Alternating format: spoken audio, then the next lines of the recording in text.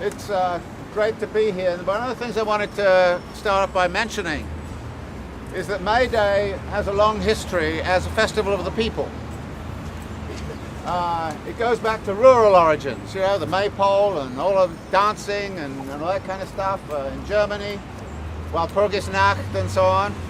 So before it became the day in which we really think about international labor and the rights of international labor and the condition of international labor, it also had that popular festival aspect to it. And I think it's very important to remember that, because Lenin once described revolution as the festival of the people. And I think today in New York City, we should try and put together this notion of a popular festival and the anti-capitalist struggle and put them together, so that we have fun at the same time and celebrate living, as the old May Day did. Celebrate living and life and spring and all that kind of stuff, and call it our spring, and do all those things which we're now talking about when we talk about springs, the Arab Spring and all the rest of it. Now, there's an interesting kind of question. Of course, May Day itself is not celebrated very much in this country. It became an international thing in 1889, a few years after the Haymarket incident in Chicago, when somebody lobbed a bomb into a workers' demonstration for a shorter working day. And a number of anarchists were arrested and found guilty and hung. And this was a form of big agitation, because the evidence against them was extremely weak, and the general theory these days is it was provocateurs who threw the bomb because they wanted to get the anarchists, and you know, and that was hang the anarchists. Can you speak up a little? Okay, I can try. Thanks. Or you can go to mic check if you want. Maybe you should stand on a higher step. All right. Well, Now- let's try gathering more. I mean, like in the subway. So this history of May Day is, of course, very, very interesting. And in this country, I'd like to remind you that we really began to celebrate it, particularly in 2006. In 2006, there was an immigrant rights movement around the question of Congress was proposing to turn all illegal immigrants into felons. And that got everybody in the immigrant community, legal and illegal, very, very upset. And so you get this really strong movement that emerged, and the big demonstration was on May Day. And it was so big that it effectively closed down Los Angeles and Chicago and many of the other big cities in the United States. And it seems to me we should remember the tremendous power that was implicated in that movement. And since then, there's been a sort of a residual celebration of May Day, and I think we should actually turn it into a real festival of labor, festival of the people, festival where we start to think about what Lenin talked about when he's talking about revolution and what revolution might be about. Now, there's a big question, I think, here as to why we should be anti-capitalist. And there are two parts to that question. One is, are we anti this kind of capitalism that we've got? Is another capitalism possible that actually would not be like the one it is? Now, what are the characteristics of the capitalism that currently exists? One of the big characteristics of it is that it's given up, I think, actually trying to gain value for itself on the backs of real production, and is increasingly engaging in robbery, thievery, predatory practices, particularly the predatory practices that are orchestrated through financial institutions. Now, there's always been a predatory side to capitalism, right the way back. It's not this is new. So there's always been a part of capitalism that's been about defrauding people, about preying on their vulnerabilities, and the like. And this means landlords. It means commercial capitalists who defraud people. So this has always been going on throughout the history. And there's certain historical periods when it's erupted and become big, particularly in times when there's a great deal of speculation and speculative behavior. Now, what this would suggest to us is that this is a period where that speculative behavior and that predatory practices has really crested in a very big way. And so one of the issues is, how do we respond to all of that speculative activity and this a process of what I call accumulation by dispossession. That instead of making things and all that kind of thing, you dispossess people. You dispossess people of their housing values. You dispossess people of their rights. You take away their pension funds. You do all of those kinds of things. So what we see is this period when a lot of this is going on, and of course there's a lot of political reaction to that, which is not necessarily against capitalism in general. It's against the neoliberal form of capitalism and in the predatory aspects of capitalism. Now what this does then is our immediate focus, I think, does indeed have to be on that. And it has to be on that because the reactions to what Occupy Wall Street is doing have been very much coloured by those people who've been engaging in the predatory practices, which are the 1%, basically. Most of them, I mean, when the Republicans say you've got to give them more money because they invest, they don't invest, they just speculate with it. That's all they do, engage in more predatory practices. So the idea that they create jobs or anything like that is totally fictitious. So what we have to do is to actually look then at those predatory practices.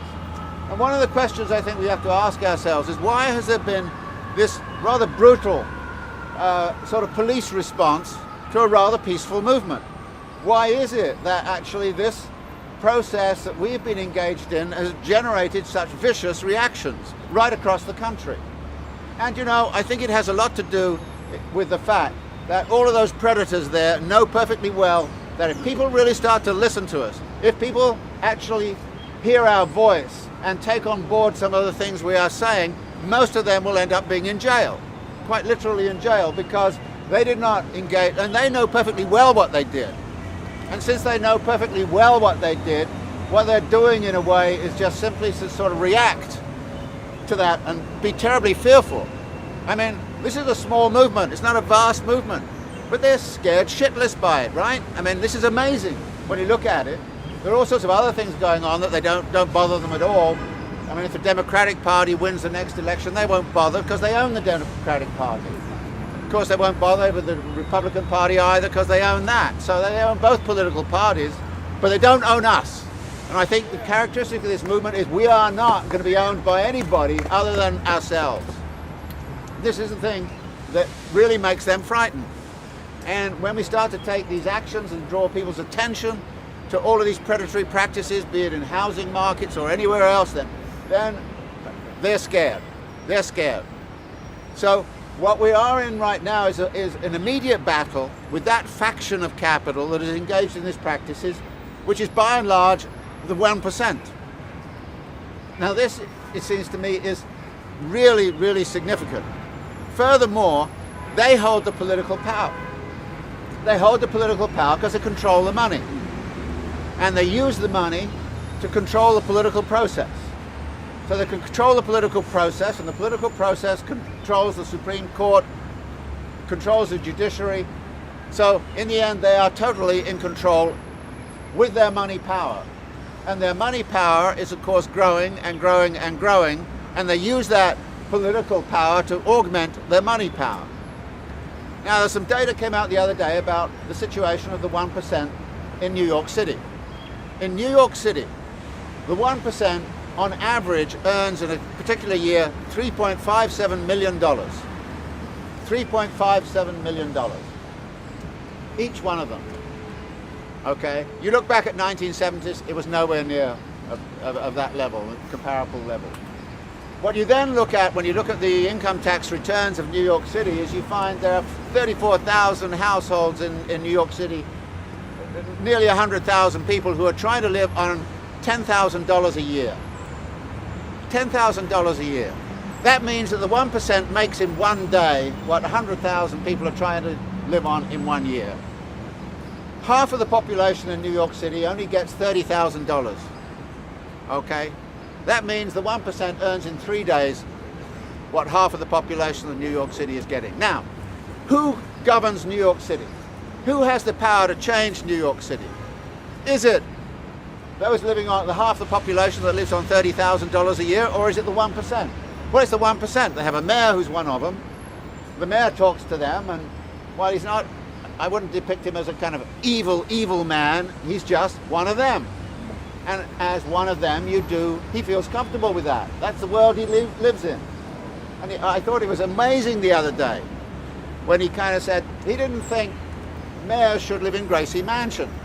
It was too important a historical monument. It should be open to the public, and mayors should go find their own place to live. Now, let's suppose somebody from Picture the Homeless became mayor of New York. Where the hell would they find a place to live?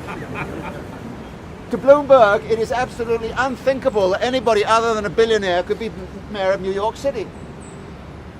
Absolutely unthinkable. So when he says something like, so they shouldn't live in Gracie Mansion because it's a beautiful place and the public should have it open, he thinks he's saying something that's a benefit to the public. He just doesn't think. I mean, he thinks, Mitt Romney's like that too, I mean, that's the way they think. They just cannot get their heads around that there is a population out there that is living under these conditions. And so when you say, I've worked a bit with the question of the right to the city. When I kind of say, who has the right to New York City? Is it those people living on $30,000 a year, those people living on $10,000 a year, or those people with sort of $3.57 million a year? Well, they exercise their right to the city. They're in a situation where they can actually live in Manhattan. They can actually help turn Manhattan into one vast gated community for the rich. So then you say, well, where do all those 30,000 people live? What's their lifestyle like? And what you see, I came into Kennedy Airport the other morning at 6 o'clock in the morning. I got on the E train at 6:30 in the morning coming into the city. The E plane was packed. It was packed with people coming in from Jamaica in to wake the city up. Mainly women of color mainly. Dead tired, trying to grab some more sleep before they got into town. To wake the town up, get it running. They're fundamental to this city. If they didn't come in any morning, the poor suits who come in wouldn't have any coffee. And what would they do then? They wouldn't have anything. The toilets would not be clean. The garbage would not be cleaned out. What would they do then? So this suggests that their standard of living, they don't have a right to the city. And I'm on the train and I'm saying, how many of these people sense that this is our city? This city belongs to us. And it seems to me what this day is about is saying this city belongs to us. And we're going to actually go out there and say to people, look, we all belong here and we all want to have a voice here. And we want to have a big voice here. We want to go out and actually bring the 99% into a political process that really challenges how big wealth is running this city, and not only running this city, but running almost every city around the United States and every city around the world, because this system is not unique to the United States at all. And that's the interesting thing about this crisis. Most of us here have been hurt by this crisis. Have the top 1% been hurt by it? The data show actually they've come out of it very well. More billionaires have emerged worldwide in the last 3 years than in the 15 years before that. They've emerged in places like India. They've emerged in places like Mexico. They've emerged in China. They've emerged in Russia. They're springing up all over the place. And so we've actually got a situation now where a billionaires club is creating a plutocracy that is essentially running the world. They control the political process. They control what the IMF and the World Bank and all the central banks do. They're controlling everything. And we have to challenge that. But then the question arises, how do you challenge it? I mean, what power do we have? I mean, if we went around here and said, let's collect money to make a revolution, we wouldn't end up with much. Maybe we would. Maybe there's somebody here who's a secret hedge fund manager and kind of say, okay, here's $1 billion and we'll take it and run with it. But no, we've got this situation where we don't have the money power, but the only power we have is people. And the only way politics is going to work for us is on the street. That's the only thing we've got. That's the only power we've got. And that's why the immigrant rights movement showed back in 2006, that when enough people get out on the street and the city stops, you are really saying something. You are really saying something. And this takes, however, a lot of mobilization, a lot of organization. And I think that this day is one of those days when we can start to think about how to do that. This is a beginning. This is not an end point of the discussion. This is just a beginning. And we've got to go out there and kind of say, look, let's look at those examples. Well, people went out on the streets and stopped the city. Immigrant rights movement did it. The Argentinians are great at it with their Picotero movements. They go out and they cut the streets and nothing can move. I mean, the number of times I've been in Argentina and got really actually quite annoyed because my bus didn't move for about 2 hours. And I said, damn the working classes, you know. They're really messing me up. And in Paris too, when they did the transport strikes, again, you know, it stops things. And so when we start to do those actions and those activities, that is the source, that's the only source of our power. And of course, in doing that, we are going to find ourselves confronted with police repression, particularly violent police repression. And that, again, is one of the things where I think the Haymarket incident should remind us, be very careful about the provocateurs. Because the provocateurs can come in and start to instigate violence and do violence. And we've had plenty of examples of that. I remember in the anti-war movement of the 1970s, provocateurs doing exactly that kind of thing. The police like nothing better than to have somebody, you know, chuck a baseball bat at them or something like that, or break some windows. Then they can go in force majeure and just kind of crush. So we've got to be very, very careful about not instigating that response and not instigating that reaction. Now, I'm talking about capitalism in its current phase. But I think there's a reason why we should be really thinking about capitalism in general. Asking ourselves the question, if we got rid of this 1%, if we reduced all of that social inequality, so they don't get 3.57 million a year, they only got, say, 200,000 a year, and everybody else, and you know, the people. Is it possible that capitalism could work with a much more egalitarian distribution of income? And the answer is, well, it could be more egalitarian than it is. There have been historical periods when it's been more egalitarian. You know, back in the 1950s, 1960s, in Europe and elsewhere, it was much more egalitarian than it is now. So, is it possible to restore a level of greater equality in society than currently exists? And the answer to that, I think, is, well, yes, I think it would be possible. Yes, that might be possible.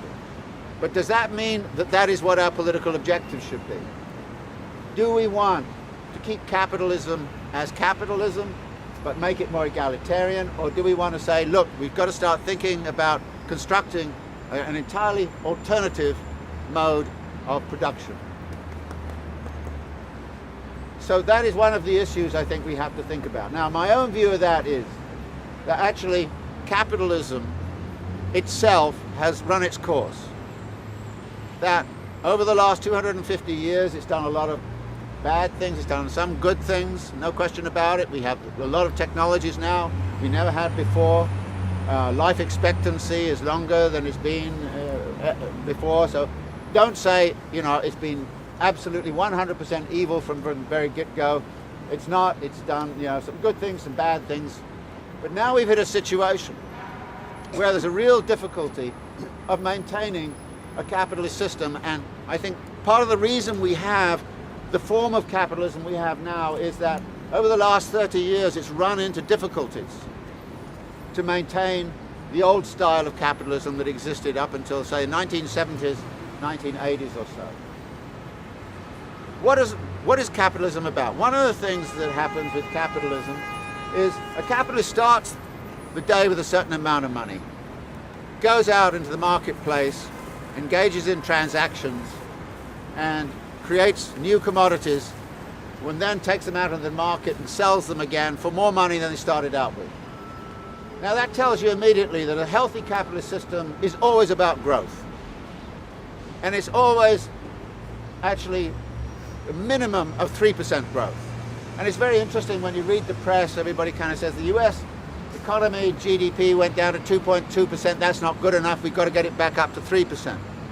In other words, capital has grown at 3% compound rate of growth since 1780 or so.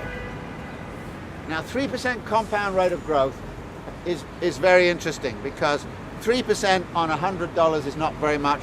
3% on $15 trillion is a lot.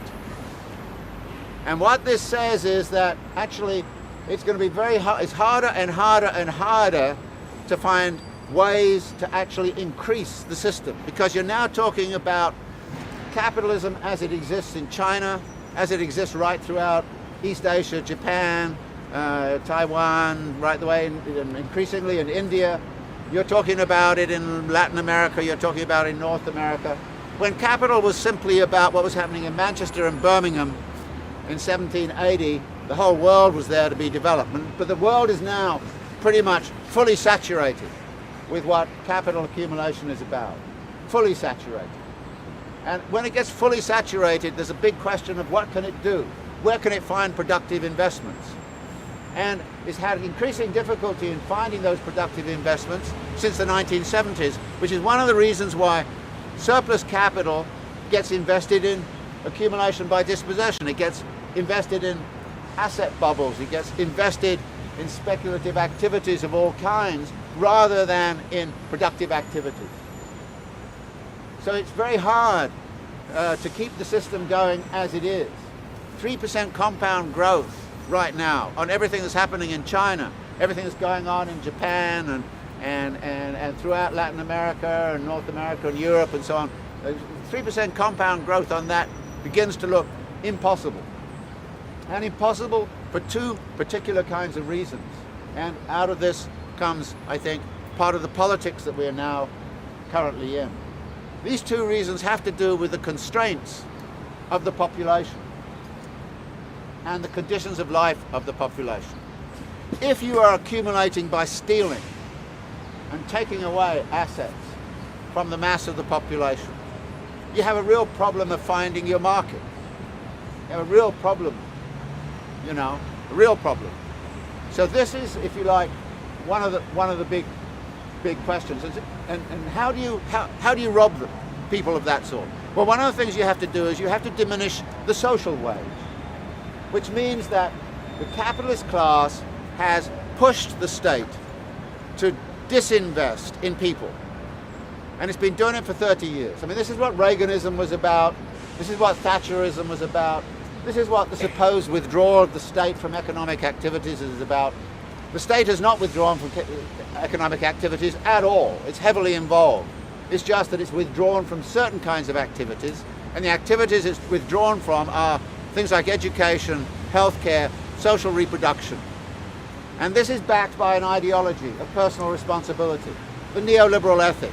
You are personally responsible for your education and your healthcare. You have to buy it in the market. If you don't have enough assets to buy it in the market, that's your problem, not the state's problem, not anybody's problem. So the state is withdrawing from social support. It's withdrawing from helping people live their lives in a more decent way, which was not the case in, say, the 1950s and 1960s. The state was biased and wasn't doing a great job in other areas, but at least the general frame was, we've got to do something about poverty, we've got to do something about opportunities for mass of the population, somehow or other. We expand higher education, we do all those things, and it's state-funded, state-supported. This is what we do. That is all gone. So we've privatized a lot of this stuff. So education has become privatized. And this is going on all around the world. I was educated in Britain in the 1950s, 1960s. I went right the way through to my PhD, and it was paid for by the state. It was free. It was free. And you tell people in the United States this is going on, they think you must have been educated on Mars or somewhere like that, because this is an impossible thing. But look at what happened in this country. I mean, CUNY was tuition free up until the 1970s. Then it was defunded and defunded and defunded, and resources were poured into Columbia and NYU. And so you get this bias in the way in which capital is flowing into higher education. And then we're forced to charge tuition in CUNY, mainly through a political project by the Rockefeller brothers and the Business Roundtable to impose tuition on the university. So these are the kinds of things that began to happen towards the end of the 1960s, early 1970s, and then they're consolidated by Reagan. And they're consolidated through the Reagan era. And then after Reagan, we get a whole series of presidents and a whole series of administrations that do nothing more than continue the Reagan project. Now, Reagan is long gone, But Reaganism is with us. Reaganism has been doubled down on in our society. The same is true in Britain. Thatcher is gone, but Thatcherism has been doubled down on. And then now, tuitions in colleges and universities. So these are the sorts of things that have been going on, that by taking away all of that, you then ask yourself the question, well, where does all that saved money go to? Who gets it? Well, it goes in tax cuts. Tax cuts for who? For the 1%. So this is a class project saying, well, the economy is not working very well in general, but we're going to make it work well for us by stealing from the mass of the population through state, through our influence over the state. This creates then a situation in which, the economists have an interesting word. It's called externality. An externality is a real cost that you don't pay for. You externalize it. You throw it somewhere else. Capital wants to look on social reproduction as an externality, nothing to do with us. Now, this is what it did in the 19th century. Marx has a wonderful little passage where he says, the capitalist just gives the laborer a wage and then says to the laborer, okay, you figure out how to live on it. That's your problem, not mine. Okay? And we're moving back into that 19th century kind of capitalism where that is what it's about. It's your problem. It's personal responsibility. It's privatized. It's your problem, not ours. And those external costs then are visited upon the people. And this is what policy has been about in these last 20, 30 years.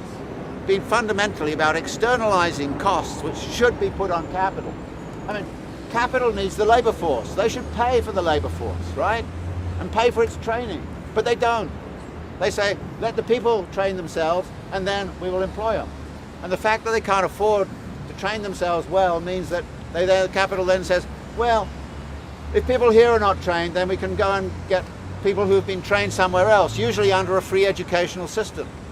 If it's free education in India and people are well trained or something like that, then you import well-trained labor, or you bring it in from the ex-Soviet Union with very well-trained labor. You bring that in. So this is the world which capital is now creating, and it does not. And what we're seeing in this crisis, of course, is a continuation of that notion of externalizing all of those costs.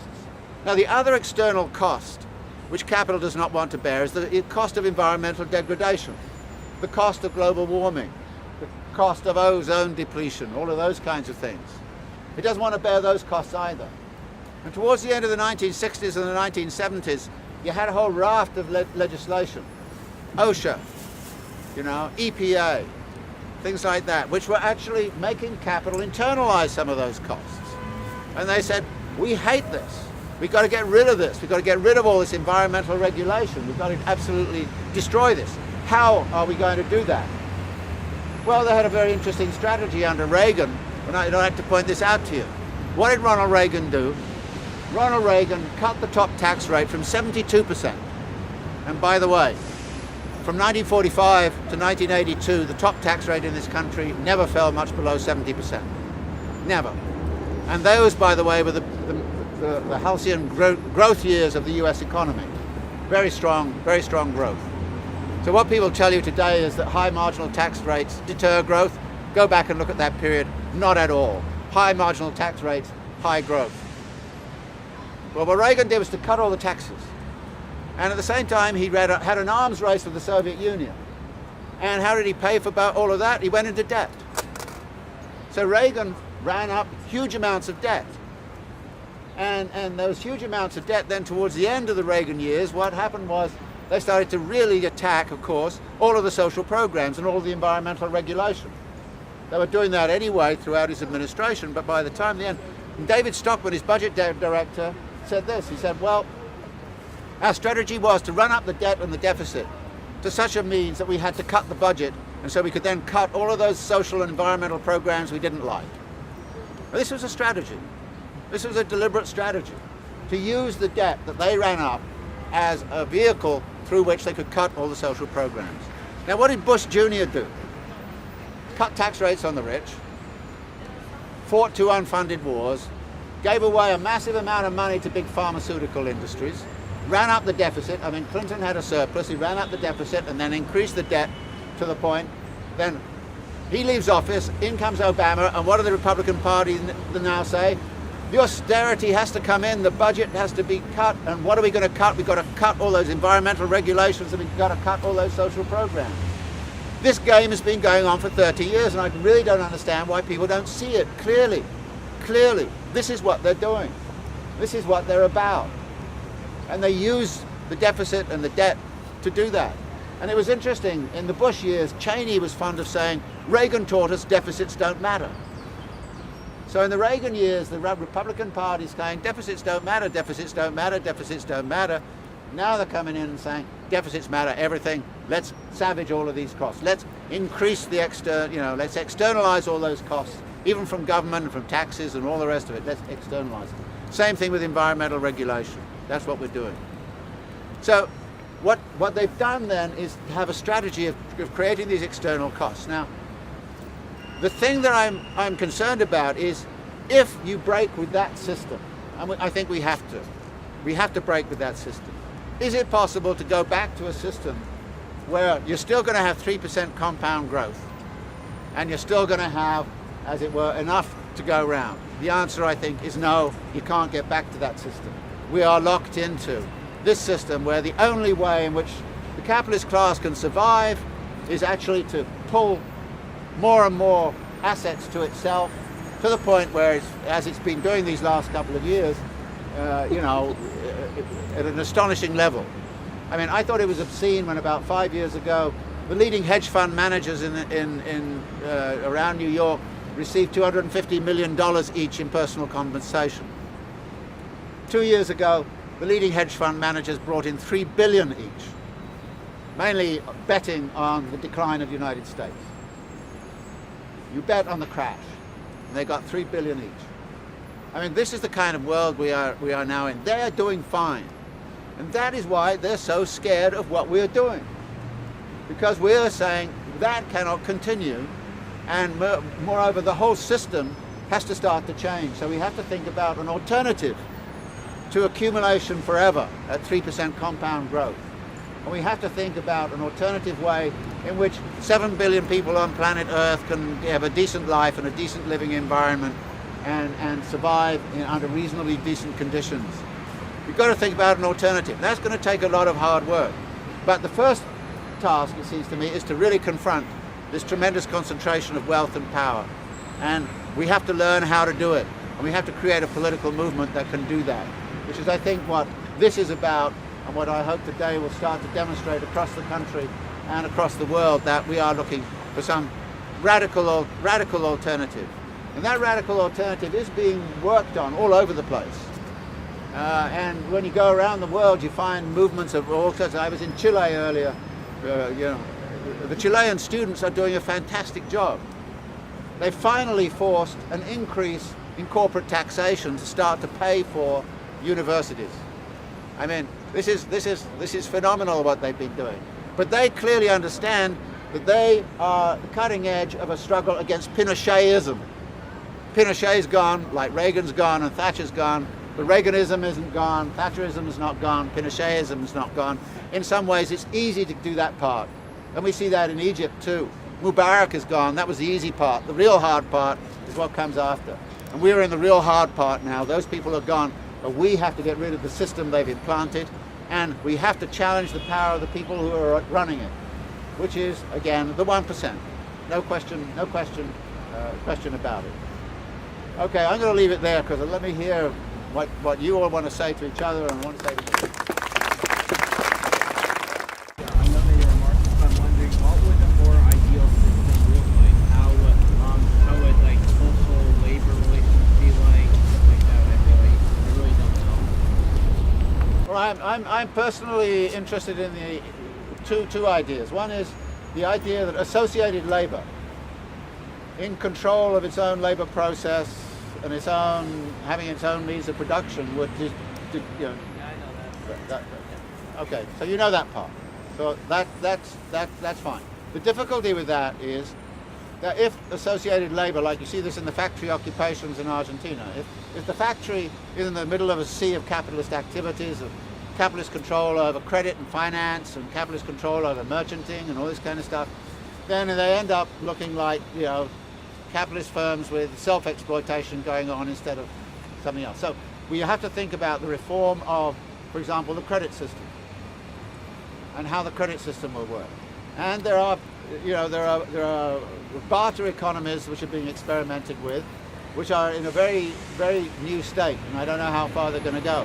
In the wake of the Argentinian crisis, for example, there was a bartering system that encompassed about 1 million people in very short order. Now, with the internet and things like that, it might be possible to sort of organize the equivalent of eBay, but you know, without. Then there's a question of what happens to money and what happens to the pricing system. So all sorts of interesting things being experimented with right now.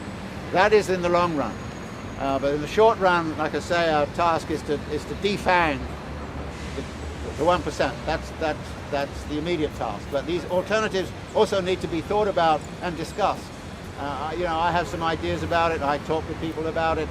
But we need to have think tanks. We need to create universities which are about exploring the alternatives. I mean, you go to current universities and they're all about learning neoliberal orthodoxy or corporate managerial techniques, and that's it. And we need universities that are actually exploring the alternatives. I mean, what would happen if this free university became the university of the alternatives? And we really sat down and worked out. And you need a lot of help, by the way. You need the scientists, you need the engineers, you need, so we really need a sort of a division of labor over how to organize a lot of these things. But there are a lot of things being experimented with, solidarity economies, solidarity structures, and so on, and in many parts of the world, which are actually quite exciting to look at. They're generally small scale right now. One of the big problems is how do you make them bigger, and how you start to actually deal with international division of labor and international flows of goods and services, which we would need if we're going to have a decent standard of living for everybody. I have a question, and I also have, I just like to make a brief plug for the Free University. In case some of you don't already know, today is a Student Day of Action. All of this park here is a Free University until 3 p.m. If any of you do not already have a schedule of events or information about it, please come see me or someone else with a balloon. We'd love for all of you to stay here all day and be part of this experiment in education with us. So please stick around, all right? And then I also had a question for you. Say it louder. I also had a question for you. What do you think our power is in terms of our role as consumers, which is kind of seems to be one of our main roles is our buying power. Could you speak to that a little bit? Yeah, I mean, I think that restraints on consumption are very, very significant, but when you look at this, you also have to think about a much bigger set of questions. For instance, the consumption of automobiles is largely structured by the way in which urban areas are laid out. So many people have no option except buy an automobile. Now you have then to think, are there forms of urban design that can eliminate the automobile and all of the energy consumption that goes with it? But you can't ask somebody, don't have an automobile and don't use an automobile, because it's morally wrong or anything like that. You've got to start to think about the construction of an alternative way of life that makes the automobile redundant. So consumerism, yeah, there's some options you have, but they're limited. We have a much bigger kind of issue, it seems to me, which is the design of urban life, of life in general, and the consumption that has become necessary. I mean, what was necessary consumption 100 years ago is not, it's completely different from what's necessary now. And we've built necessities into the system. Do you think there's potential for mass boycotting of products and consumers unions and so forth? Some, but mass boycotting of automobiles is not feasible. No. Yeah. So and those are the big ones, and so I think that you can be consumer boycotts of irrelevant products, and we have plenty of those around. There's no question about that. But on the other hand, I'm more interested in the part of consumerism that is so built in that we need to take care of it. Yeah. David, good morning, and thank you for being here. I think this is great. Well, thank you for all you do. Okay, so you know me very well. As Take Back the Land starts to move forward, we're struggling within the housing movement. There's a faction of us that are looking at principal reduction as a viable way, but Take Back the Land looks to transform land relationships. And I'd like to get your opinion on that. When we say transform land relationships, we're looking at taking land and housing off the market versus principal reduction, but it is causing some fracture within the housing movement. I just wanted to get your thoughts on that. Well, I think in relation to what the comrade just said back there, the difference between a reformist move and a revolutionary move at a given historical moment is very often not that much. That you need to take certain kind of steps, and you need to move through those steps until you can get into the revolutionary kind of position. I think right now you're faced with this emergency of and reduction of principle is a good idea, but I think at the same time you should also be exploring all of these alternative forms of housing security for people, alternative forms of collective ownership or collective living, limited equity co-ops, all those kinds of things, land trusts, and all kinds of other possibilities, including completely new ones. So I think you should be exploring both. But I think that if you want to build a base amongst people, you probably have to do a lot of the sort of reduction of principle to try and stabilize the situation as it is right now. But don't forget, as you're doing that there are all these other things that need to be thought about and supported. I mean, I would sort of say let's have two groups, one of which is working on that, and the other which is and collaborating.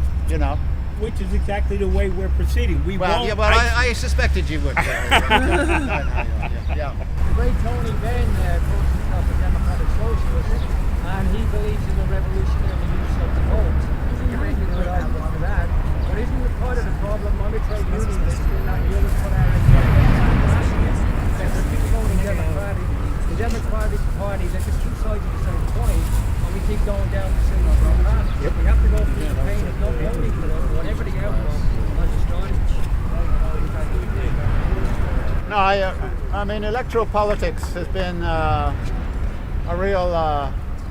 real trap. I mean, it has been ever since I've been in the United States since 1969. It's always seemed to me a real trap. People come out and promise you this and promise you that and promise that, and then they go to Washington and they do this and they do that. And then when they run their re-election campaigns, they don't, they kind of say, hey, I need some money. And if somebody's got a lot of money, they then kind of say, well, what do I have to do to get the money? And okay, there are some decent people in the Democratic Party. If the Democratic Party was made up of Bernie Sanders and everybody else, it would be very different than it is right now. But there's no chance in hell that the Democratic Party would ever be like that. So I think that I think this is why we have to think about an alternative to electoral politics right now. But at some point or other, we have to have a way of putting tremendous pressure on elected representatives. I mean, the Tea Party's shown how to do that in some way, and I think that we have to do the same thing.